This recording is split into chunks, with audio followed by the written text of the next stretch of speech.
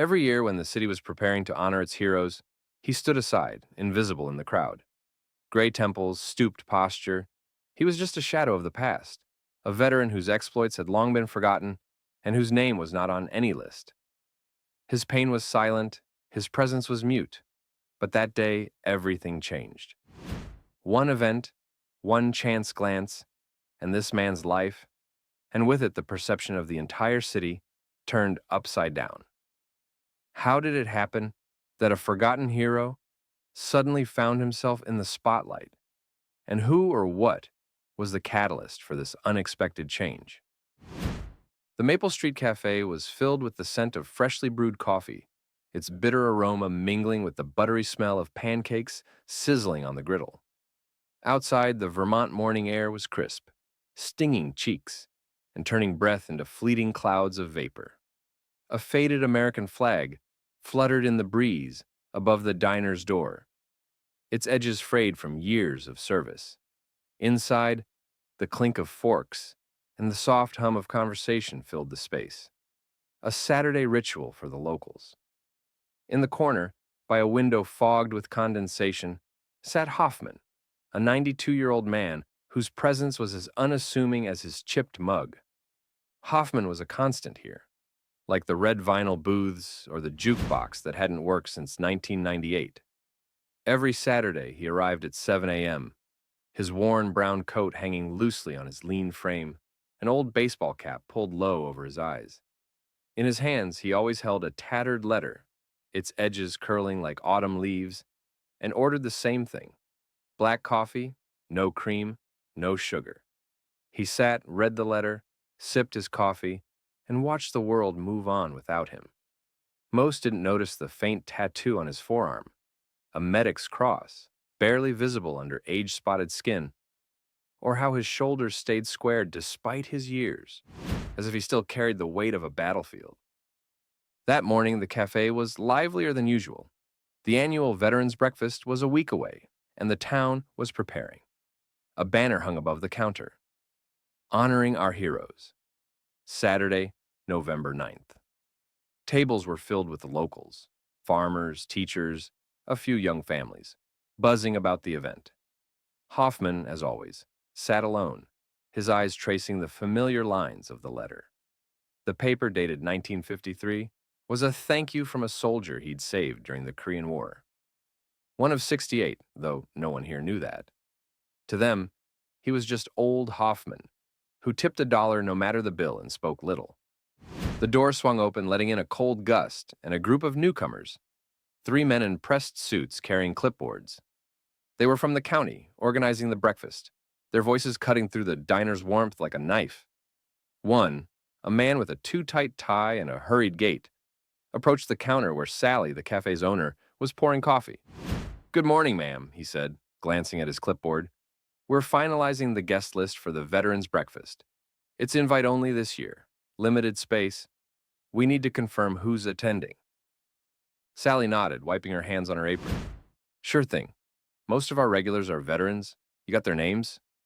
The man scanned his list, rattling off names of local heroes, men and women who'd served in Vietnam, Desert Storm, Afghanistan. The diner's hum quieted as people listened, proud of their own. Hoffman didn't look up. His fingers traced the letter's creases, his lips moving slightly, as if reciting it to himself. The man with the clipboard glanced around, his eyes skimming past Hoffman. "That everyone?" he asked. Sally hesitated, her gaze flickering to the corner table. "Well, there's Hoffman. He's a veteran too. Korean War, I think." The man frowned, flipping through his papers. "Hoffman? No Hoffman on the list. Got a full name?" "Hoffman Adler," Sally said, her voice soft but firm. "He's been coming here forever. Never misses a Saturday." The man shook his head. "Sorry, ma'am. If he's not registered with the VA or on our list, we can't include him. Space is tight, and we're prioritizing confirmed attendees." He paused, then added, "Maybe next year." Sally's face tightened, but she didn't argue. The man turned away, already discussing logistics with his colleagues. The diner's hum resumed, but it felt heavier now. Hoffman hadn't moved, but his hands stilled on the letter. He'd heard every word, The slight tremor in his fingers wasn't from age this time. It was the sting of being unseen again. Across the room, a young man named Caleb watched. A medical student home for the weekend. He was a regular at the cafe, always with a book and a backpack. He'd noticed Hoffman before, his quiet way of sitting, how his eyes lingered on the letter, as if it held the weight of a lifetime. Caleb had seen something else, too, a name in a book he'd read for a history class. Unsung Heroes, Medics of the Korean War. Hoffman Adler, a combat medic who'd saved 68 lives without firing a shot. The book had a grainy photo of a younger Hoffman, face smudged with dirt, carrying a wounded soldier through a frozen valley. Caleb hadn't been sure it was the same man until he heard Sally say his name. Caleb set down his fork, his breakfast half eaten. He stood, crossed the diner, and stopped at Hoffman's table. The old man looked up, his blue eyes sharp despite his years. "Mind if I join you, Mr. Adler?" Caleb asked, his voice steady but respectful. Hoffman blinked, surprised. No one had called him Mr. Adler in years. He nodded, gesturing to the empty chair. "Suit yourself." Caleb sat, hands folded on the table. "I read about you," he said, lowering his voice, "in a book about Korea. You were a medic, saved a lot of people." Hoffman's face didn't change, but his grip on the letter tightened. "That was a long time ago," he said, his voice like gravel. "Not much to tell." Caleb leaned forward. 68 lives. That's something worth telling. For a moment, Hoffman was silent. He looked at the letter, then back at Caleb. "You read that book, huh?" A faint smile tugged at his lips, the first Caleb had seen. Most folks don't bother with old stories. "I'm studying to be a doctor," Caleb said. "Your story. It's why I want to help people. You did it in the worst place imaginable." Hoffman's eyes softened, but he waved a hand, dismissing the praise. "Just did my job. Others did more." Caleb didn't push. He sat with Hoffman, asking small questions about the coffee, the weather, the letter. Slowly, Hoffman opened up. Not about the war, but about the soldier who wrote the letter. A kid from Ohio who survived because Hoffman carried him 3 miles through a snowstorm. The story came in fragments, each heavy with memory. As they talked, the diner's noise faded into the background. Sally watched from the counter, a small smile on her face. The suits left, their clipboards tucked under their arms, oblivious to the moment unfolding in the corner. Caleb didn't mention the breakfast or the list. He didn't need to. He'd already decided what to do. Over the next week, Caleb couldn't shake Hoffman's story. He'd grown up in this town, heard veterans' tales at every Memorial Day parade, but none hit him like this. Hoffman wasn't just a name in a book. He was a living piece of history, sitting alone every Saturday, ignored by the community he'd served. Caleb started asking around, quietly at first. He spoke to Sally, who remembered Hoffman bringing her soup when her mom was sick years ago. He consulted the librarian, who dug up old newspaper clippings about a local boy turned war hero. He even contacted a veterans group in Burlington, who confirmed Hoffman's service, but said he'd never sought recognition. Too proud, they said, or too stubborn. Caleb spent evenings at the library piecing together Hoffman's past.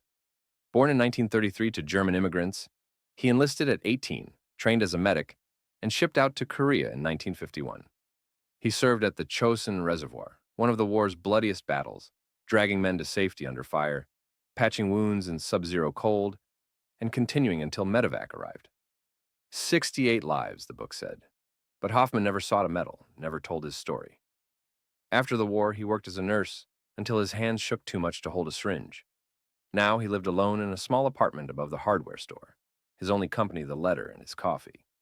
The more Caleb learned, the more the veterans' breakfast list gnawed at him. It wasn't just about space. It was about who was remembered and who was erased. He began talking to other cafe regulars, sharing Hoffman's story in bits and pieces. By Wednesday, the diner was abuzz with whispers. "Hoffman? The guy in the corner?" people said, eyes wide. "He did that?" On Thursday, Caleb called the Burlington Veterans Group. "Can you make a medal? Something real, official?" he asked. They could, but it would take time. Caleb didn't have time. The breakfast was in 2 days, so he rallied the town. Sally donated funds from the cafe. The hardware store owner offered to engrave a plaque, A kid from the high school art club sketched a design.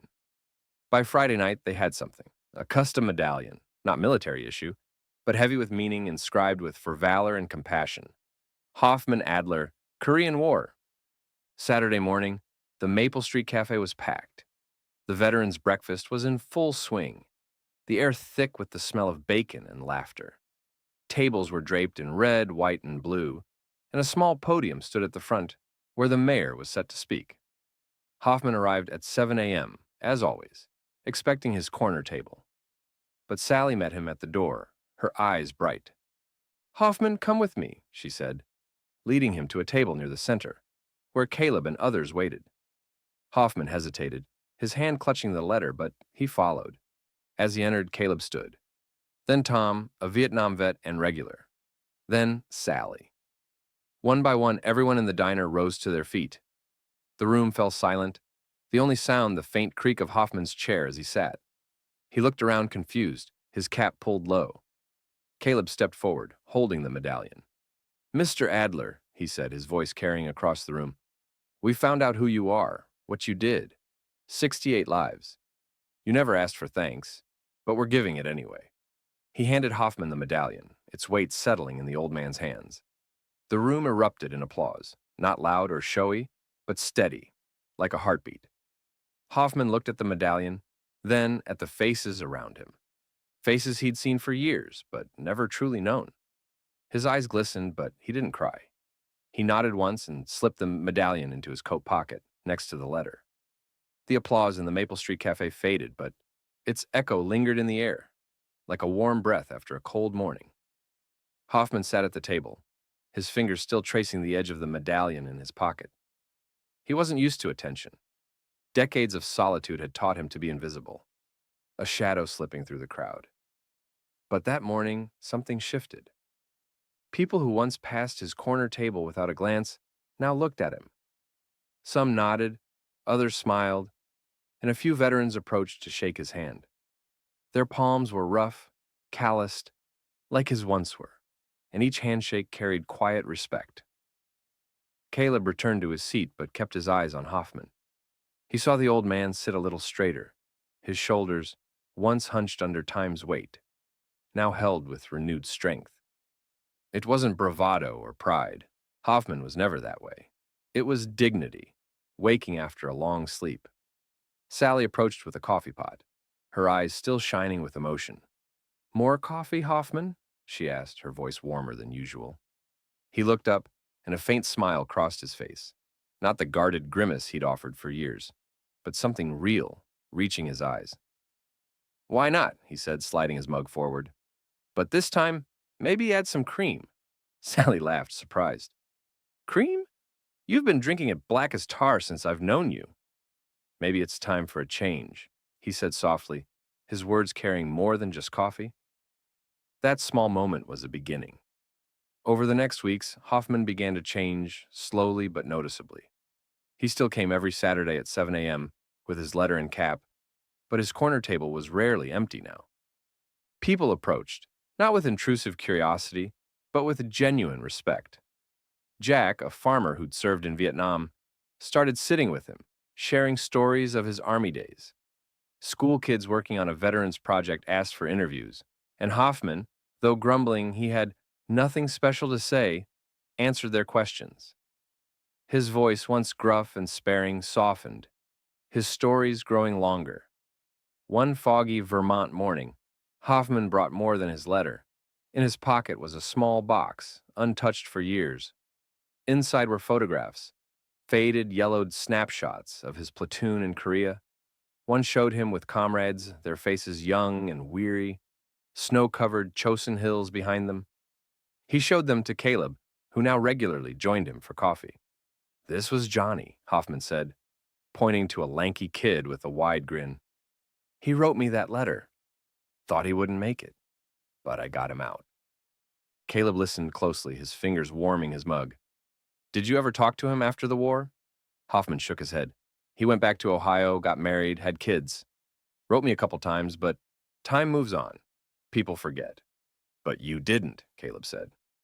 Hoffman shrugged, his eyes lingering on the photo. "My job was to remember them. All of them." That conversation, like many, spread through the town. Hoffman's story, long ignored, was now on everyone's lips. Sally noticed customers ordering Hoffman's coffee, black, no sugar, sometimes with cream, in his honor. School kids drew his portrait in art class, depicting him with the medallion and letter. Even the mayor, who'd initially backed the limited breakfast list, publicly apologized at the next town meeting, admitting, "We don't always notice those who deserve the greatest honor." For Hoffman, the changes were unfamiliar, almost uncomfortable. He didn't like the spotlight, but he couldn't deny its warmth.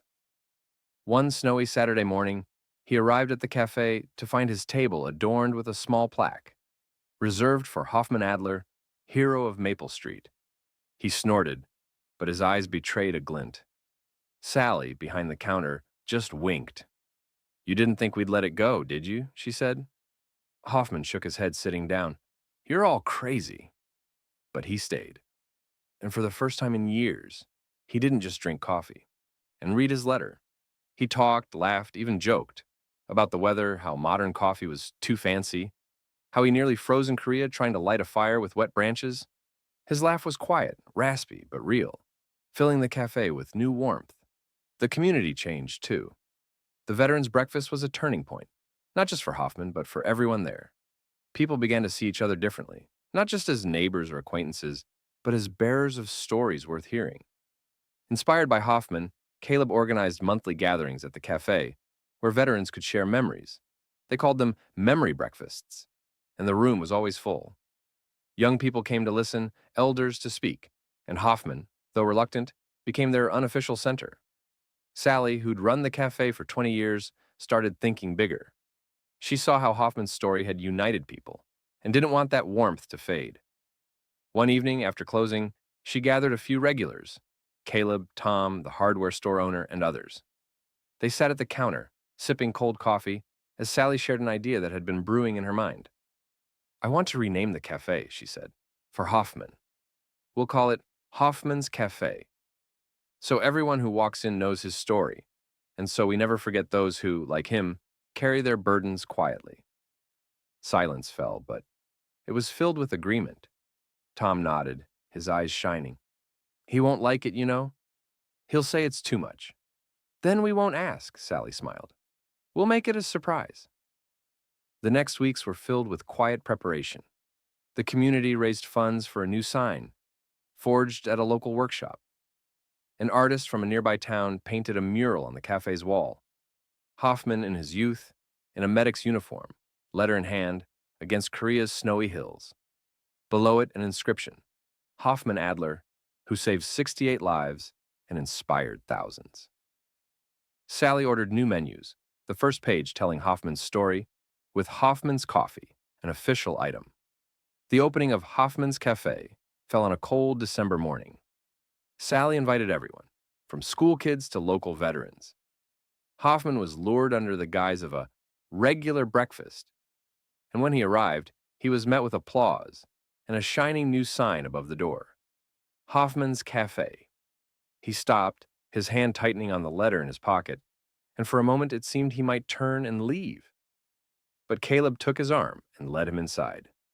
"This is for you," Caleb said, "because you deserve it."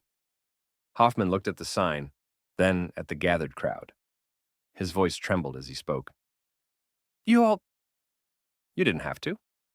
I'm just an old man who drinks coffee." "No," Sally said, her voice firm but kind. "You're the one who reminded us what it means to be a community." That day, Hoffman stayed longer than usual. He talked with people, shared stories, even let a school kid snap a photo of him by the mural. His smile, though restrained, came more often, and in it was something new: hope sprouting through the cracks of long years of solitude. Months passed, and Hoffman's Cafe became more than a place. It was a symbol, a space where people paused to listen, remember, and honor. Memory breakfasts became a tradition, and Hoffman, though grumbling he was no speaker, often shared snippets of his life.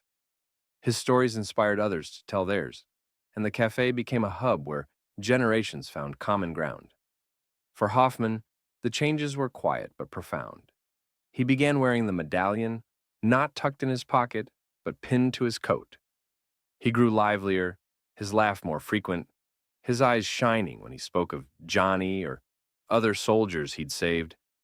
He even started writing letters, not many but a few, to families of those he'd known in Korea, sharing memories he'd long kept inside. The community didn't forget. The plaque on his table remained, and every new visitor heard Hoffman's story. The school established a scholarship in his name for students aspiring to be medics, and Caleb, finishing medical school, dedicated his thesis to Hoffman, writing, "He taught me that heroism isn't loud deeds, but quiet devotion." One morning, standing by the cafe's window, Hoffman gazed at the snow-dusted Maple Street, holding his coffee, now with cream. He thought of Korea, the letter, the 68 lives. But now he thought of this town, too, of the people who'd given him back his story.